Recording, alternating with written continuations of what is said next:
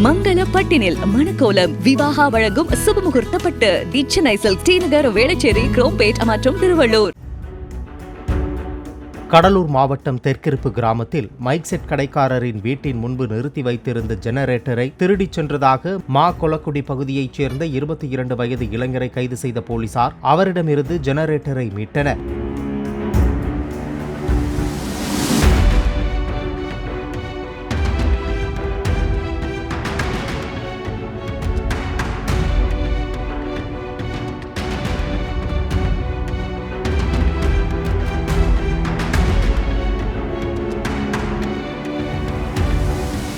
மங்கள பட்டினில் மணக்கோலம் விவாகா வழங்கும் சுபமுகூர்த்தப்பட்டு தி Chennai silk D நகர் வேளச்சேரி குரோம்பேட் மற்றும் திருவள்ளூர்.